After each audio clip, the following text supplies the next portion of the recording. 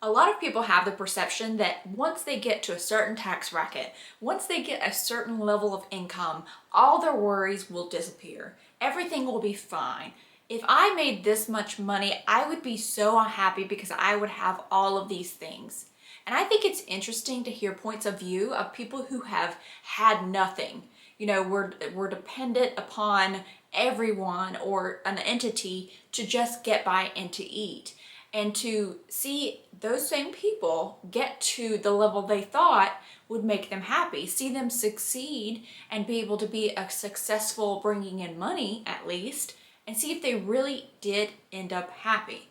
So on that note, I found an article with a lot of different stories of people who've done just that.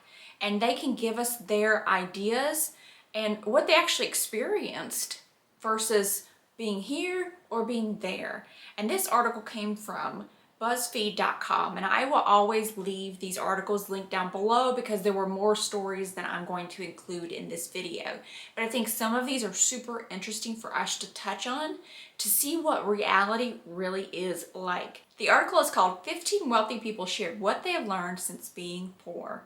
Everything costs more when you're poor. And it starts out by saying the conversation ignited with those who have switched tax brackets, sharing the advantages, disadvantages, and perceived misconceptions surrounding money. Whether you agree with them or not, here are some of the top voted replies, meaning they had, BuzzFeed did, I guess, a survey and there were replies, and the people who agreed kind of voted on those. And I really think these are very thought-provoking and very interesting. So this article, I can't remember when it was. Again, I'll post it down below, but I've had this article probably for at least 6 months. So this is, or more than that, since before inflation was like a big news title. And this is, I realized inflation keeps taking my goals farther away. Even though I've saved so much, I got it all excited because I reached my savings goal before I looked into buying my first house. Housing prices in my area have gone up in recent years, especially after 2020. And I'm still far away. It seems like everything inflates out of reach just before my life gets there. And so think about this. So if you have calculated your goal, so let's take this example and think about that. So let's imagine, and I don't know what house you can buy for $200,000, but let me just use my little noggin and we'll use those numbers.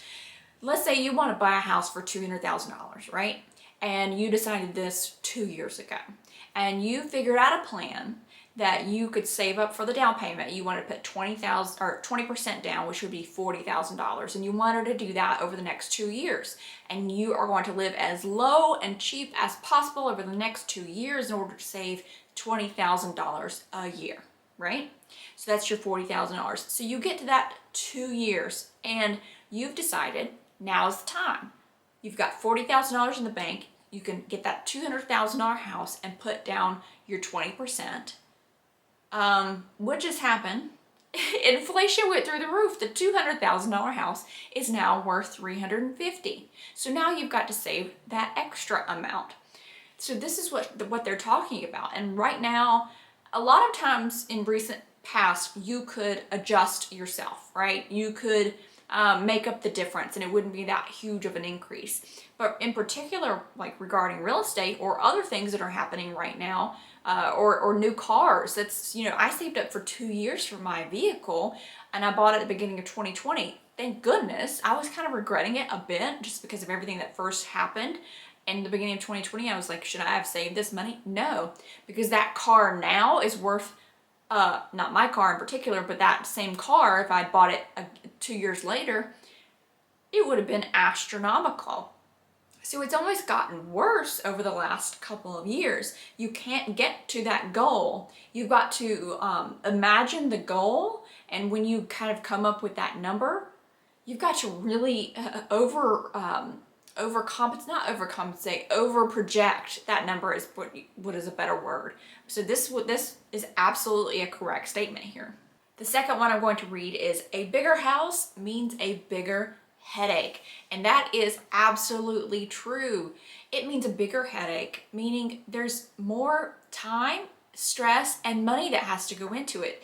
The bigger and sometimes even the more expensive thing that you buy, the more expensive it is to maintain. That's the same thing with vehicles. If you buy, I'm sorry, a Lincoln Navigator, I wouldn't want to fill up that gas tank right now.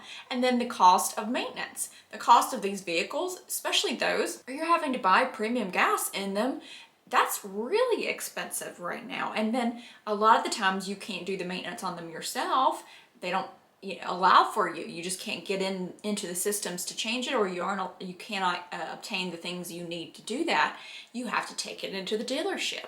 With a house, the bigger you buy, it may seem amazing at first. Oh my gosh, look at this brand new big huge house that I have.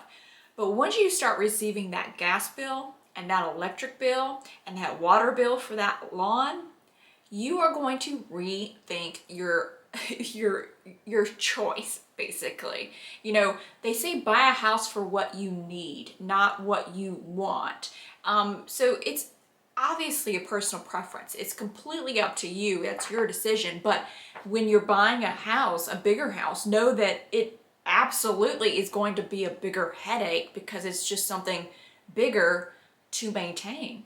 This next one is just a great one to think about. And money can't buy happiness, but it can buy a sense of financial relief. A nice house, a car that won't blow a gasket on the freeway, a vacation abroad, a trip at the grocery store without having to keep track of the total, a full tank of gas instead of just $20 at a time, and so on. So no, money doesn't buy happiness, but it absolutely can help save on day-to-day stresses. If you've never had to worry about those things, I talk about another story about my friend who was only able to, we were in high school, fill up her gas tank $4 at a time. And back then that was 4 gallons of gas, about $1 a gallon. But if that is not something you've ever had to worry about, you go to the gas tank, you fill up. You go to the grocery store, you don't really need a list. You just get what you want, and you still make ends meet. You may not be saving a ton of money. Yeah, you may be in debt up to your eyeballs with your vehicle and your house, but there's a sense of not stress about those small things. If you've seen, movies, or this is the daily life for some people, getting up to the cash register and not being able to pay for everything is there. And it's heartbreaking. And we, some of us only see that in movies, but that is the reality of some people. So no, money cannot buy you happiness, but it absolutely can help with some stresses. Now, money can bring stress of its own, but it's a different kind of stress, and it's one that you can use that money to try to help alleviate. I mean, we hear all the time about people who have a lot of money, more problems, right? But there's just a sense of being able to still feed yourself, still clothe yourself, still house yourself at that point in life.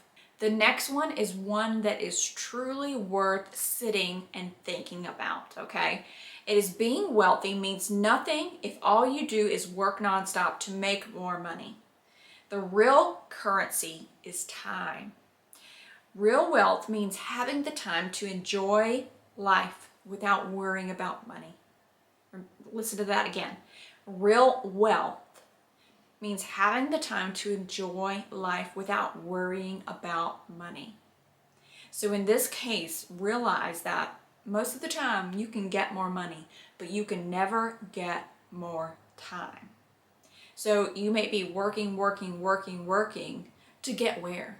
To be at the end of your life and say, oh, I worked a lot, made a whole lot of money, I worked a lot too, and never have spent any of it, spent any time, enjoyed it. There's a balance that has to take place, and society is so go right now. And the last 2 years, I think, have woken a lot of people up to this, to realize, what are we really working for? What are we working to do? What really is important? What on our deathbed are we going to think about and remember? So the next one goes back to the same kind of idea behind money can't buy you happiness, but it can buy you, a house, food, the non-worry about going to the grocery store and being able to pay for all the groceries. This one says, stress is much lower when your bank account isn't always on the brink of going into the negative. A while back, my insurance suddenly stopped working and I had to pay a $200 for a medication instead of $80. 10 years ago, that would have given me a panic attack because I'd have to skip meals to make rent. But now it's just a minor annoyance. And that's the same thing with me. I remember back when there was a time where this actually is a similar story, my insurance skipped. And it was because of my jobs, and one ended and I didn't get insurance for, I think it was another 60 days, but I couldn't pass up the opportunity of the job, and I didn't want to shell out the money or have the ability to shell out the money for that, what is it, Cobra, whatever that extends it. And I had to shell out a lot of money for a medication, and oh my gosh, it broke me, the stress behind that. Now, it would just annoy me. It is absolutely true. So everybody's going to have their problems, right? No matter what. Money, though, is a tool. And it's a tool that, if you had to put a nail into a board, right? It's going to be a pain in the butt if you don't have a tool to do it with. It's going to be a whole lot easier if you have a hammer. This one's actually interesting and funny. It says, I've learned the phrase, more money, more problems, is for people with no control over their spending. You know these people, right? They get a raise, so they spend more. They get a raise, so they spend more. They get a raise, so they spend more. And then they've now increased their income by 50%, but their bank account's still not going up, and they still don't have the retirement savings that they wanted. So guess what? They still are making more money, but they still got more problems because they can't retire now. It's absolutely true. You've got to have control over your spending.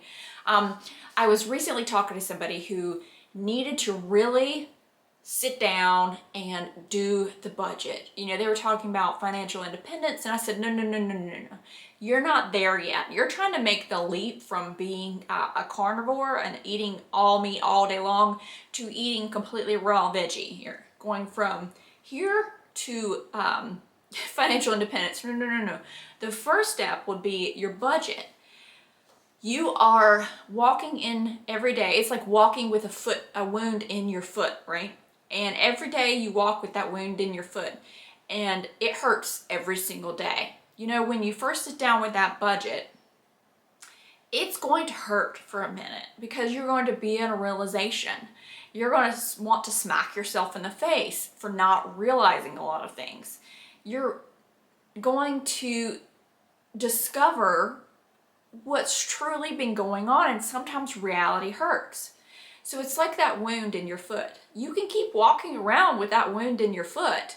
Eventually, your foot's going to have to come off because of the infection if you keep ignoring it. But if you finally sit down, and I don't want to get too gross, and clean out that wound really good. It's going to hurt during the time of you cleaning that wound out real good, but you clean it out, you fix it, you put some antibiotic on it, you got a plan for letting it heal, then it's going to stop hurting. It's going to get better. It is like my favorite analogy for what doing a budget and getting your spending under control does for you. If you can do what you want. You're on free will. You want to keep walking around with that wound in your foot, go ahead. I would rather take some rubbing alcohol and pour it right on top. Just go ahead and make it hurt. All right, the last one I'm going to read, and again, there were way more interesting ones, so check out the article linked below, is salary is not wealth. That's temporary money. Diversified income generating investments are the foundation of wealth. If I go back to my 20s and spend even 1/10 less on stupid crap and invested it, I'd be better off today. Yeah, you and me both. The way I look at this one is, you really have to look into how to invest it. You have to look into long-term investing.